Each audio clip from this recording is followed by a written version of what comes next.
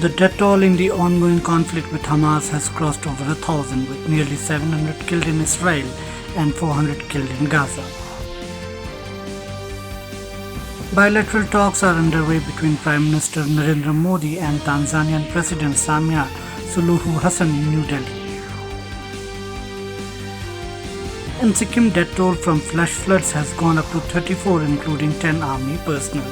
According to Sikkim State Disaster Management Authority, 105 people are still missing.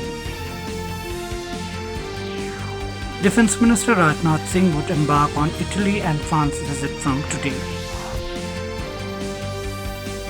In ICC Men's World Cup Cricket, India beat Australia by 6 wickets in their first game of the World Cup 2023 to start their campaign on a winning note at the M.A. Chidambaram Stadium last night.